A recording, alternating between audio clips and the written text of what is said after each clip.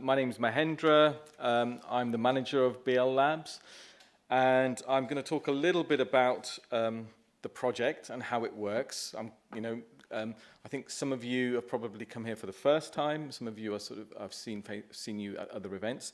So I'm going to talk a little bit about the project, and then talk about who we are and who we engage with, and the kind of journey that myself and Ben have been on at the British Library, and the kinds of things we've learned, and really how we're trying to support researchers, so many of you that are in the audience. Okay. So this is really for the benefit of those of you that don't know how labs works. Okay, so this is the kind of one important slide. If you don't remember anything else, this is probably the one important one. Our audience can be actually anyone, but in terms of the way the project was written and the focus of the project, it's primarily UK academia. But we, as you'll see, we engage with anyone who wants to use our digital content. And the way we want to engage with them is that they come up with an idea. I've also crossed a light bulb out with no idea, so you can actually come along with no idea at all. And just have a look at what we've got. And I've deliberately coloured that sort of cylinder in red and blue because red is BL, but blue is other stuff as well. And what we want to do is we want to encourage you and engage you in as many ways as we can. A competition that we run is one way, but we want to engage you in as many ways as possible to look at our data. The ideas that you may have may change, hence the red light bulb. So you had a white light bulb, it's changed to a red light bulb. And what we've found is that people's ideas, and I think I can probably vouch for both the competition winners this year, change quite dramatically once they see the data. And this dynamic interaction is absolutely crucial. We need to engage with you. We need to set up a conversation, a dialogue. And that's really, really important. And what we want you to do is we want you to experiment with our content, and we do that in a very focused way through the competitions, but we also run other events, hack events, we get involved in projects. So Labs is more than just a competition. And what we're hoping for are outputs, research papers, software, works of art. These are the things that we want to happen. So that's Labs in a nutshell. I'm just going to go now and through the story of who we are and who we've engaged with. And so next slide. It's quite a big slide. There was lots of animations on that. I took them all off. But BL Labs is in the middle, and the pinkish circle is the British Library. So we have many stakeholders within the library that we need to engage with. I'm not going to spend too much time on this diagram, but I've sort of captured the fact that our advisory board are in the UK. I thought that was quite clever for the diagram. We're actually based in the Digital Scholarship Department of the British Library. We work very, very closely with the digital research team. But there are other groups within the library that are very important to us. The Access and Reuse group, and there's a copyright symbol there. I'll talk about that in a second. Our primary aim really is to get our digital content, which is the red blob. Apologies if you're colorblind. It's the one that says digital content. Our primary aim is to get people to use our digital content for their research, their ideas, their projects. And our researchers, it's kind of a loose term, but our primary focus are universities, but actually through the story of the project, we've engaged with companies, startups, independent scholars, artists, and in the UK and actually around the world. And I've deliberately sort of intersected the researchers with other curators and our technical staff as well. Okay, so that's the team. Big team there. Myself, Ben, and something I thought was a stroke of genius. I started to get work placement students, volunteers to work on the project. which has been very, very fruitful. But our primary purpose is to work with researchers, to learn what researchers want. We work with curators, anyone who's interested in working with us. If we've got the capacity, we will work with you. We work within the Digital Scholarship Department at the British Library, and I'm just sort of name-checking some people if they haven't been mentioned before. Stella, Achilles, Rositza, James, and Nora. And Adam, who's the Principal Investigator for Labs, and a new person to be appointed for the Head of Digital Research. So I could talk about some of the other blobs on that diagram, but I'm going to focus on a few of them. One of them I think is very important. So if I just go back, oops, the blue blob, access and reuse group, the copyright symbol. This is a group, an internal group within the library that is responsible for looking at open licensing of digital content. They're made up of various stakeholders, IPR people, copyright people, licensing, and other senior stakeholders within the library. They meet about once every 2 months, and what they're responsible for is looking at requests for digital content to be made available under an open license. And the way that works is that people submit a request to get content put under an open license. We've found working with this group absolutely invaluable because obviously in order for our content to be made available to researchers, we want to make it as openly available as possible. And we need this group to help us to provide that open licensing. However, where do you start with the British Library? One of the largest libraries in the world. I think there's a sort of a figure that's quoted quite a lot. We have 150 million items. About 1% of that collection, 1 to 2%, is actually digitized. And even that's an enormous amount. So when I started the library, it was kind of, well, what have you got? Okay, and that's quite a difficult question, actually. The library knows of some things it has, and there are other things that are lurking that they don't know they have. And part of the story, my story, was to find that content. Now, because we're a project where we were funded for 2 years, time is of the essence. It's a real factor in sort of sifting through a long list that we were able to get access to of over 500 digital collections. And we needed a strategy to be able to select things that we could then focus on to make available for research to openly use. So just going to describe the sort of the various access conditions that we have at the library. And there's that sort of red blob on the right-hand side. This just gives you a taste of some of the challenges that we face at the library.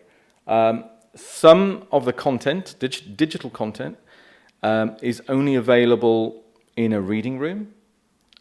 Sometimes it's only available on site, which means anywhere in the building. Or it may be digital, but it's not actually online. Okay? Some of the content, of course, is digital and online. What we needed to do was we needed to sort of find a strategy to find this stuff so that we could use it for researchers. So first question is, well, is it copyright cleared? It's a straightforward question. For research, non-commercial or commercial use, and hence the access and reuse group. The second one, which was absolutely critical, is there a human being who knows the story about this collection? Because if there isn't, it's going to be very difficult to know about this collection and know the background to it. Is there metadata available, and what state is it in? Where is it? Sounds straightforward? Not necessarily so. Most of our content tends to be in the arts and humanities domain, but we do have a a huge amount of content, but that's where we've tended to focus on.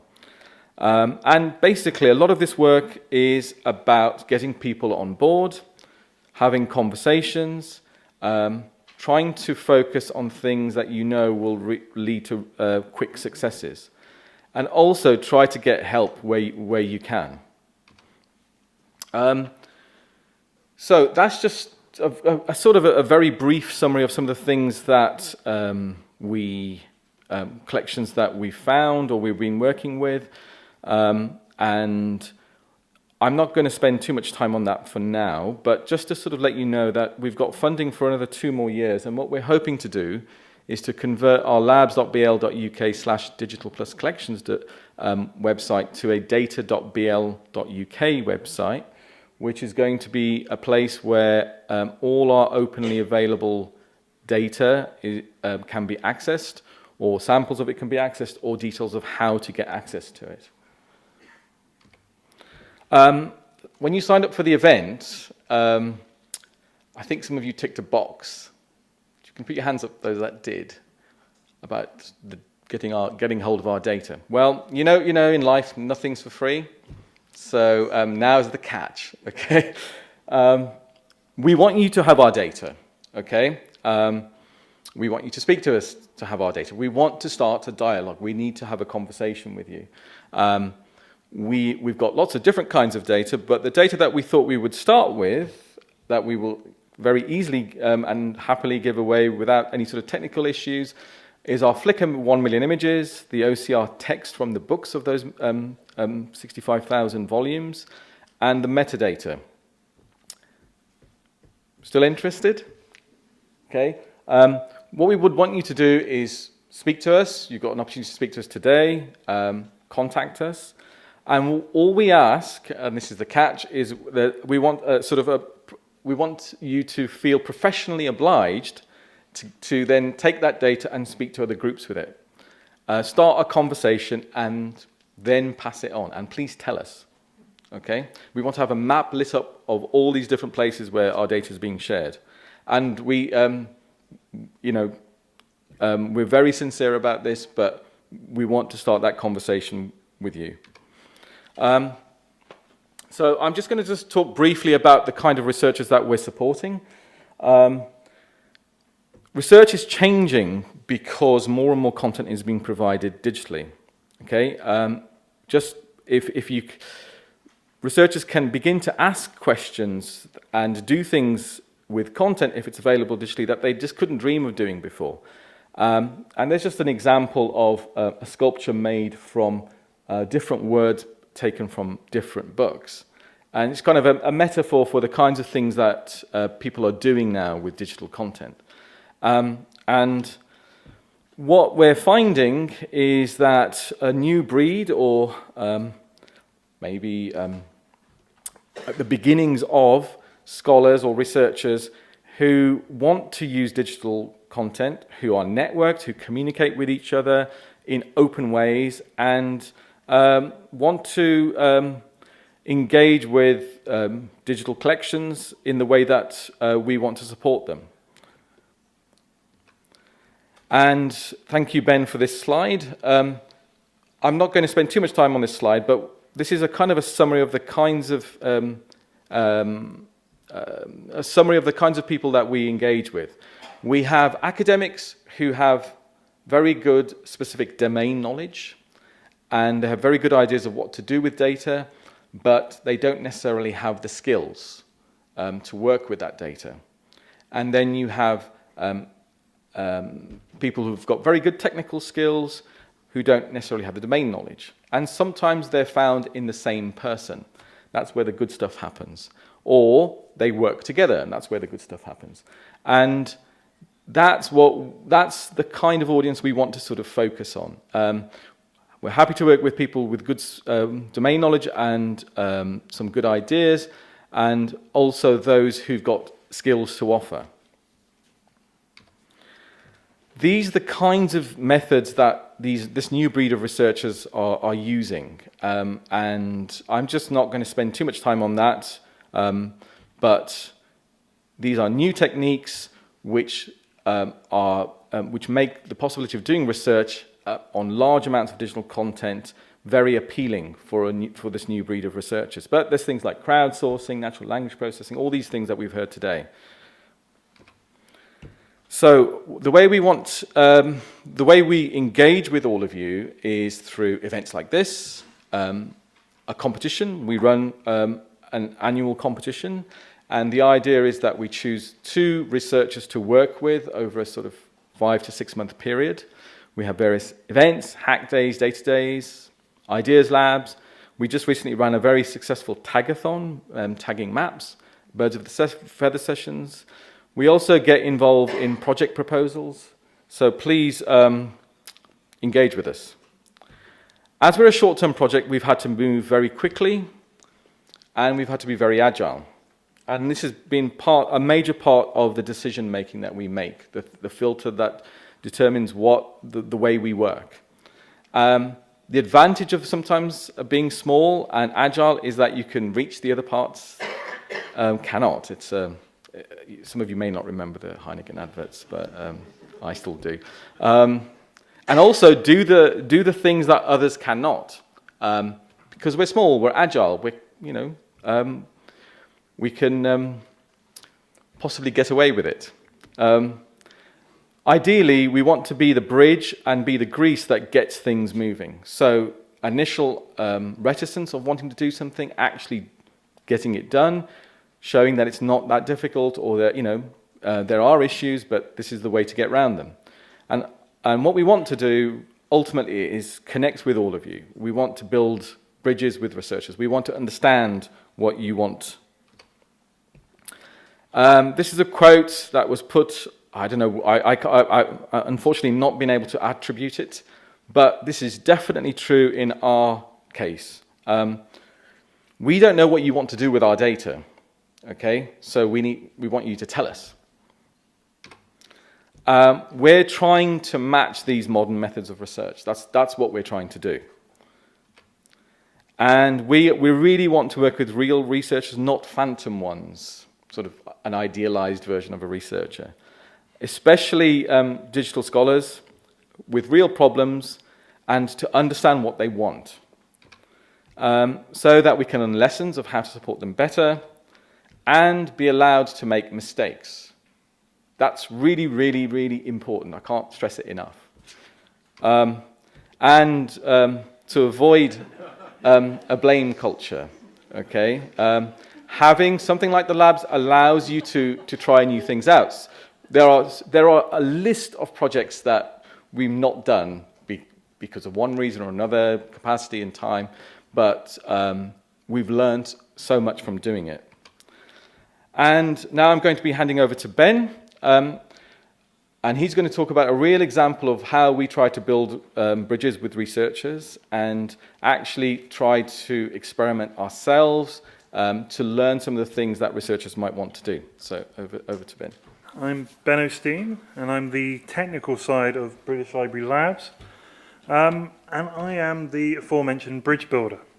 So what I do is try to work out the best way to get researchers to be able to actually access data. That doesn't mean handing them files. That means making the data such that they can immediately solve a problem they have or answer a question they have. That's the most important part. The other thing that I do is build things that may not live, and they might fall apart and disappear, and that's fine, because what we're trying to do is find that way of connecting people to data and to make their lives more useful. So I think this kind of engineering, this is the kind of bridge that people think that I should be building, perhaps, and maybe I should, but I don't think it's particularly useful to start with something like this. This is more the kind of bridge I'm envisioning. Something that gets the job done. You can cross over a bit of water, but it has a need. That guy needs to carry wood, and he doesn't want to go through water. So it's needed, and perhaps if it's needed by lots of people, a bigger bridge will be built. But fundamentally, he has to get across the river now, not 2 years down the line. So that's what I do. I'm trying to take out the perfection elements. I mean, this was a very nice quote about trying to stick to perfectionism will lead you to do nothing at all. And I'm trying to swallow that bitter pill of, yes, it could be as gorgeous as it is in our heads. It could be the perfect service that fulfills all criteria, but it might take us 20 years and 200 people to do so. We've got one person and 4 months. So the level of perfection is a little bit less than perhaps perfect. So I have been at the brunt of receiving a lot of research requests, people emailing us to find out how to access data, what's needed, what do they need to do, can we just get hold of it, can I see it? But fundamentally, this is the request that keeps coming up time and time again. Give me everything. They will say, give me everything. What they really mean is, give me everything that might be important to my work. There is always a context behind every request. There is always convention behind someone saying, can I have all the things that are important to me? So that needs unpicking. We need to have some kind of tool set to enable us to filter down and work out what is most likely to be important to someone's work from our digital content. What is the key to giving them their next paper in Nature or whoever? So we could have approached it like this, to be the virtual digital dog of, here's the data, here you go, off you go, and maybe write a paper and tell us about it, and we'll find out in a couple of years. But that fundamentally is not a helpful way to approach this. The key is making the data accessible, making it so that the people receiving it actually understand it. And that actually takes some unpicking, because a lot of people will say, why can't they just use the catalogue? It's all in there. We can just go and find it. Surely we can use the search engine to just pick out all the works you need and go and do it. Well, this is the thing. They're coming and asking these questions which presupposes certain things, like this. If they knew what data they wanted, they would already know the answers and they wouldn't be coming to us. We need to give them tools to be able to find the data just by tripping over it almost. Sometimes manually, perhaps automatically, perhaps through algorithmic methods. But that whole access to data where it's accidental is often a sideline, an afterthought in the services that are put out by what you might call traditional institutions. We're still stuck on this idea of you go to a catalogue. You'll look for a thing. You'll get that thing. You'll somehow use it, and that will be your interaction with the catalogue. So early on, one of the first competition winners, Peter Francois, came to us with this very simple and therefore insanely complex question of, I'm interested in travel in Europe in the 19th century. How can I get hold of the books that are relevant to me from the digital set? How can I tell which books were actually relevant? You haven't digitized everything, so how does the digital relate to the physical? This was the trick to it. So I'll go into what we did for him in a bit, but I want to come back to the second logical conclusion of people coming to us asking for data and why the search engine isn't quite suitable. Now, please don't leave the room. I will teach you how search engines work. It'll be quick, it'll be painful, but the quicker we do it, the less pain you'll endure. So, we start with text. Like, I quickly explained that many big jobs involve a few hazards, which kind of uses most of the letters in the alphabet, maybe an extra A. Quick brown fox is a bit boring. You break it up using some assumptions about language, that you can actually break it up with spaces, which is fairly logical. I think we can all appreciate that. We then decide that some of the data isn't that important. So the words that occur lots of times, like the, of, that also presupposes that we know it's English, perhaps, or Chinese, or whichever language we need to index it. So we've already removed some data that perhaps might be of interest for a data mining or text mining initiative later. We then go further and stem the words, turning them from their more complex forms into their basic roots of language to try and increase the number of matches, because people like lots of numbers when they search. It makes them feel good that when they type something in that 67,000 things appear, because it means they're onto something rather than you've got 67,000 things to read. Finally, inverse index is created. It's a little bit more complicated than that, but everything is. It just means that you can give it a word and it will go, right, it's here in this document, line 4, word 5. It appears in this other document. That's all an inverse index is. It just does it really quickly. And it's all built with this one key assumption, that the most relevant results are what you want. You don't want a set, you want the most relevant, the top hits. When you enter a search term, it does all the same tokenizing, stemming, does all the same process because you're trying to match. And so it will throw out words that you might have included into a search term because it doesn't feel it's relevant. All services are made with these compromises. And it's useful to examine with all these black box, big data type approaches that there will be a set of assumptions, conventions, and compromises that have been made in producing the service. So it's not just about data that will throw at some process. There is an interpretation there. There is a humanities angle to using these devices. If you aren't able to explore what these things actually mean, what the assumptions are behind them, then it can be a bit tricky. So this assumption about search engines, where you go to it, you never go past the first page. You click, you get the first few results. That's good enough. It's not good enough for research when you're doing in large tracts of data.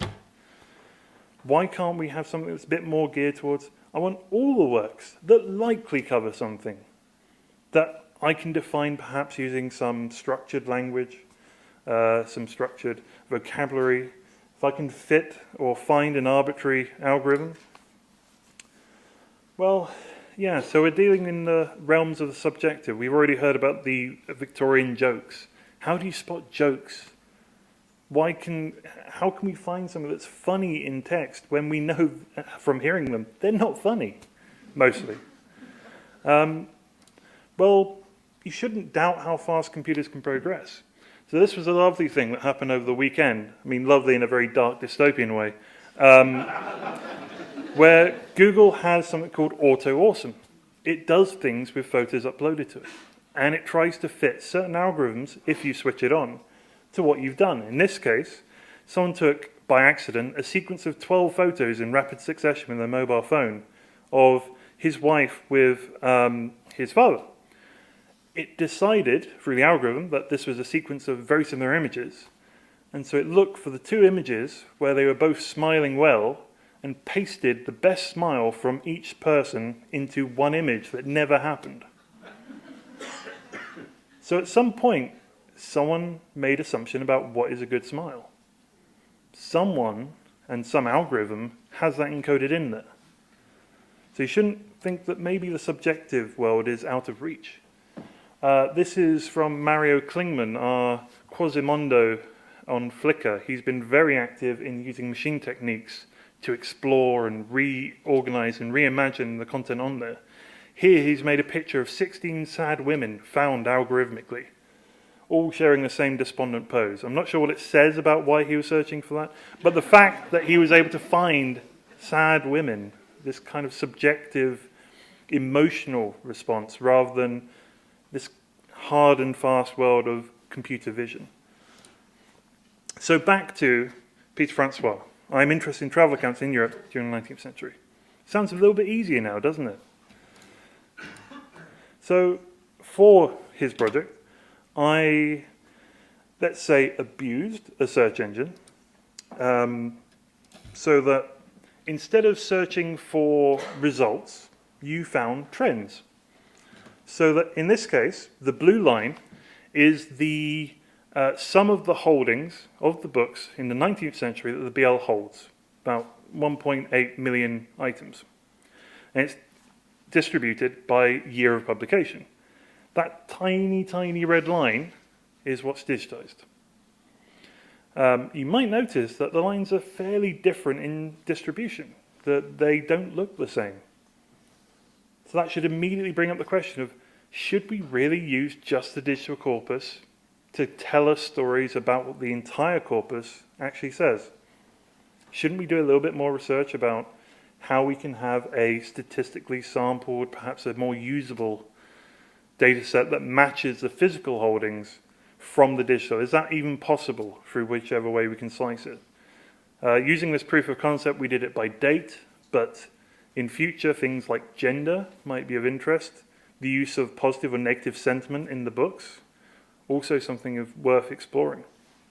So this also not only let you explore the data set through being able to type in different terms,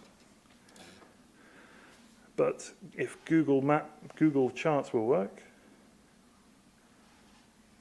or not. We've lost Google Charts. Another reason you shouldn't rely on JavaScript chart generators. Let's make a sample of it. Nope, still dead charts.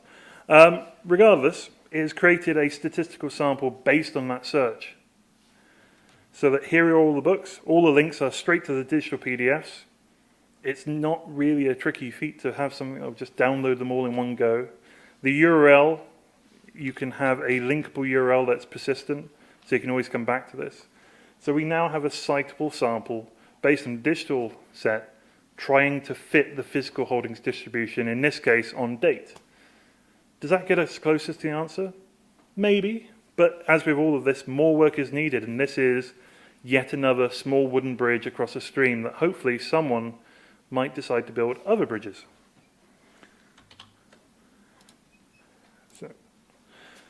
Back to the suspension bridge. You might notice that its title doesn't tell you an awful lot. The suspension bridge. So even if we read captions out using our OCR, not a great help. Let's look at the metadata. This is a mark record. You may have seen it in horror. But the point is to recognize that this is a convention. This is data, but it's in a different convention. It just needs some things removing and some things softening so that other people can use it. Likewise, if you take astrophysicist data, that will need softening for someone else to use it because it will use so much more vocabulary and jargon to unpick. But this is the same. However, in this case, even looking at the actual data itself, we still don't have much. The name of the book is Our Own Country, Descriptive, Historical, Pictorial. And that's it, really. It's published in London. So yeah, we have a book with a picture of the suspension bridge, which I'm sure someone might be able to recognize from the placement. I can't. Let's go back a moment. But the point is, we need a different way of doing it. So a text-based metadata search wouldn't have been able to tell us anything about this and wouldn't be able to drill down. There was also a second winner last year, Dan Norton, Remixing the Library. His idea was to take content and be able to do a performance in a sense of being in front of a stage or being with people and being able to work through different concepts using juxtaposition and being able to annotate and link objects on the fly and then record those sessions as research objects in their own right. I've just looked at the time, so I won't go into that too much, but it was a very interesting approach to the digital holdings that we have. So going back to the other things that we hear clamoring in our email inbox quite often, people are asking us for tools to be able to deal with the deluge of information. They simply do not have the skills that they feel they need to be able to deal with it. They also almost feel that the library is an impediment, something to be hurdled, to get the data and run, rather than a partner that perhaps to work with, to help their work. And the API part is something that gets heralded quite a bit, that we have an API, why won't people use it? It's because people don't like using APIs. If they know why they have to use it, by giving them the data so they can actually see what's in there to see if it's worthwhile using it, then you'll get floods of people to it. But if you're just saying, use the API to discover, that's the wrong way around. So back to a year ago, we needed people to work with our data. And not the APIs, not the search engines, but the actual data. Is it possible? Can we put someone in front of the disks and say, here's the data, can you work with it? Is it possible? So I spent a few weeks knocking around different ways of laying out things on disk, putting data on there so that people can navigate it and use their own tools, simple command line tools, simple applications, to be able to explore it themselves. Removing the internal conventions that the library may have put on and trying to add in the external conventions that people expect when they come to data. So one toy project, we tried to work with real researchers, but I'm a fake one. So this is the fake research project I tried early on, was to use the face detection algorithms on the 19th century works. Can we find faces? What can it tell us? Can we find trends in depiction? Do we find more later, more from different places of publication? I think we've all seen that on the back of the camera phone or something, fairly recent camera. Most of it has these black box algorithms in to detect faces. Was it successful? Not particularly. It found a lot of female faces, which was interesting. And that was about the depiction of them. They were much more clean-lined, and so it had far fewer problems picking them out. Men had glasses, beards, hats. So it's a very effective way to avoid those kind of things, if you're interested. So there was something else while I was digging through all these images, these illustrations that were just there. I had a few processes that were just randomly digging through, hopping from book to book, pulling out lots of random images, having been able to discover where the images lived in the books anyway. And people would just look over my shoulder, and they would look at all these random, weird images taken from dry, dusty tomes of travel and English literature from the 19th century. Thing was, they were quite nice. They were quite attractive looking. I even used some on my Christmas labels. I even, and here's where the props come in, decided to print some out. So this is our picnic blankets. There's one there from a cover of a book, and this is Kowloon. And part of the reason for doing this is the amount of trouble it took me to take our native resolution files and upscale them to the point where they're printable. People aren't going to do it without significant trouble. Even at 300 dpi, that is the bare minimum to do anything really artistic with. 600 at least, please. So the worry of putting these out and people just slapping it on a t-shirt and running off with it, and especially with the quantity, was not high. But it could be done with a lot of work. So these little agents that were digging through the books, it coalesced over a week into a name of the Mechanical Curator. It would dig through books, and it would divine different ways of looking at the images. So it would look at it in terms of size, in terms of aspect ratio. It would see how slanted it was to one side or another. It would measure it for how symmetrical it was, or how curly it was, how many curls and circles were present in the image. Fairly mundane, basic things, but something that hasn't quite been put in this way, because what it did is, when it, if I can get a link, when it actually did find an image, it would try to find another one. It would try to find something similar. And I think we've lost all internet. No, there we go. And so it would try and pick its way through the books, trying to hop from image to similar image based on composition, symmetry, how slanted the image was, how the etching lines were orientated. It would also get very excited about place and date. If it found an image from a book, it had a same publisher and date as another book with a different title, but it was same date and publisher, that would be a similar image because they were interesting in juxtaposition. And so you might spot that there are some images there already that have similar looking things. But yeah, so that was the Mechanical Curator. And it was tweeting its pictures every hour, and it still does. It's up to nearly 10,000 now.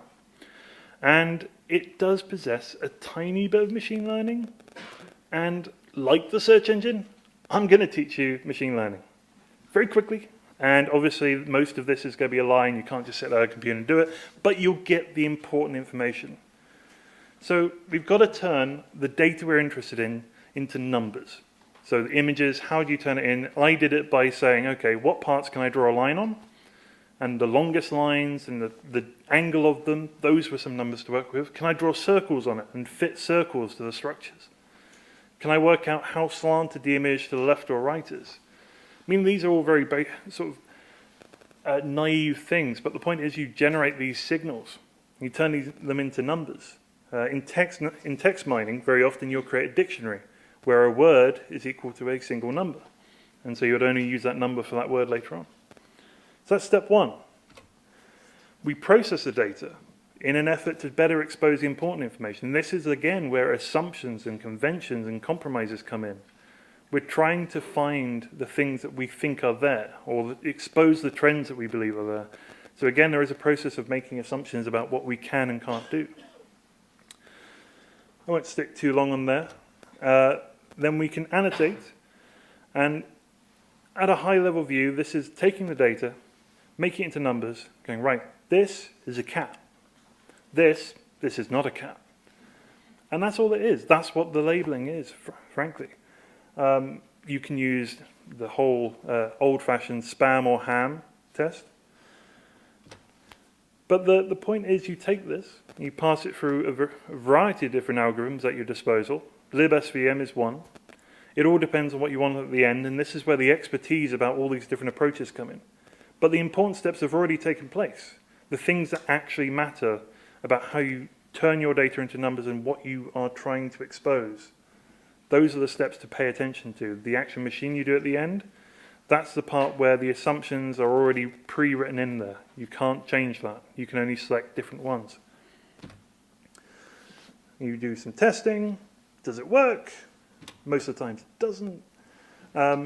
Or you can just skip to the end. So most face detection just skips to the end. There are openly available profiles already done and trained to detect faces, detect profiles, detect upper torsos. These are trained on photographic data, not illustrations from the 19th century, which surprised me. So why have I gone through this process of talking about search engines and then machine learning? Because it all starts with the bulk data. It all starts with putting some assumptions to it, running it through some processing, and seeing what trends come out and whether you can turn that into a useful output. And all of these steps require someone to pass judgment, to direct where things are going. And if you're not directing, if you're just taking data and throwing it into a sentiment service and going, yay, it's positive, it doesn't tell you that much. So you should really pay attention to what you're doing. So Mechanical Curator rolled on. 1 image per hour was getting a little bit tricky, so we had some response. So we thought, well, people seem to like it. It's a bit surprising they did. It was quite a boring machine that just spat out images randomly. So why didn't it happen before? In theory, the books are accessible. You could go to the catalogue, click 4 times, and you might get to the PDF that you could view it. But it was accessible, technically. In practice, obviously gathering a large enough group of this data together, 67,000 volumes, or whatever the public domain section is, I think 65, gathering all of that together in one go so you could then work out if it's of interest to you would probably be quite a challenge. And it's not accessible in that way. So the sample generator helped show the chasm, but we needed to do something that stopped the image release by the Mechanical Curator being yet another blockade in case someone wanted to get all the images. So it's all public domain. Why can't we make it all public? So we did. So December 13th last year, we told people that we had uploaded 1 million images, and people came. 5 million in the first day. And people were tagging because these images came from books which had no other metadata about them apart from it was from a book and on a certain scanned page number. Since then, as you can see, we've now got sets of things. I can now happily go there and find bridges for a talk I'm giving just by typing the word bridge. So it's had an impact. Of course, public domain data is a hard thing to measure because you're releasing out there with no obligation for people to come around and say, we've used it, or can we use it? There's none of that. People just go ahead and use it, and that's fine. On Flickr, we get about 20 million hits a month on average. We've had over 100,000 tags added. I think it's something like 130 something recently. That's been helped along by a project that an event I'll talk about in just a bit. Hundreds of computers. As you've heard, Peter Bauman's Viz project will help us try to see what impact we've had. This I brought up because it's an important thing. When we released, it did spark some debate about what should be done with all public domain material. Should it by default just be pushed out into the open so that everyone can use it and repurpose it? That's an argument. I think it can be helpful just to get people to see the data. I don't see any problems with it. The people will always cry about recouping losses. If you didn't know there was valuable information in there, it's not a loss. It's just a missed opportunity if you don't then capitalize on it. So the thing that's important is not the data, not the scarcity of the data, but the tools and assumptions and the conventions that go into understanding and interpreting that data. So if there's any recouping to be done, it's in that area, not on trying to charge per image for research, because that's not where a lot of this research starts. It all starts with the content. It starts with the vast tract of data and working out which of it is important to your work. So we had a few other things written about us. So Mario Klingman, who I've mentioned before, he's actually coming down on the 18th of December, where we're running a small event about pattern recognition. He's going to be talking about the work he's been doing there, as long as flights are still all okay and things like that. So that should be really good because he's done phenomenal work in finding ships and maps. We've got lots of crowdsourcing, and this is the bit I want to talk about that I mentioned. James Heald in the audience over there has played a key role in getting maps found in the wiki, in the Flickr Commons data, from helping coordinate the Wikipedia Synoptic Index, from the event we ran just Friday of the Maps Tagathon, where we had people in, and during the day they tagged over 1,000 images as being maps to be later georeferenced, because we've already had a set of things that were tagged as map and passed through the georeferencer. So they're now 3,200 maps georeferenced from the 19th century, ready to go. We've got 21,000 more to georeference now. So we're going to be busy. This was the page of the Tagathon. I'm not sure where we're up to at the moment, but my gut feeling is 1,600, 700. People have been busy over the weekend. Oh no. 5,500. 5,500, fantastic. So, Percent of the collection still to go. right. Until the end of next weekend. Okay. So, just on a tangent, because obviously we're veering into crowdsourcing and gamification kind of territory, I would recommend people watching this series, digesting it, thinking about it, maybe not agreeing with it, but at least listening to his, Scott Nicholson's idea on recipe for meaningful gamification, because it goes beyond the simple give them a badge and a bell and they'll be happy. It goes into the actual social and motivation behind why people play these games. And also creative gaming. So I'm looking at the time, and David Normal has been mentioned before. He's going to be talked about in Adam Farquhar's talk next, so I'm not going to mention it. I'm just going to show this lovely thing, because who doesn't want to see a lovely thing? This was done with the Flickr Commons images quite early on, and Joe Bell took the images and animated them, split them up, and made them into a very nice, pictorial, relaxing video. Now this is the creative use of what we're doing, and it should never be forgotten that research is by definition creative. We shouldn't be constraining people to either a creative path or a research one. If you knew where you were going with your research, it wouldn't be research, it would just be work. Research should have an undefined ending. And sometimes it could surprise you. It could be something unusual. It could be something at face value looks very silly and childish, but would require several hours in Photoshop and a very advanced art technique. So fundamentally, we need to start trusting that people will take data and will work with them to filter out the bits they need, because that's the key. It's not splitting it up and trying to decide what people want. It's working with people and finding out what they actually need, and then providing it, or trying to. Building those small bridges that will turn into larger bridges, that will hopefully become the suspension bridges, which I won't build. Someone might, but I'm not that kind of builder. I'm the kind of person who puts down the wood planks, job's good, I'm done, move on. But the planks need to be built for someone else to get the inspiration to build something better. Because there's nothing in the world that makes people do things than someone doing it wrong. And I provide that wrongness. So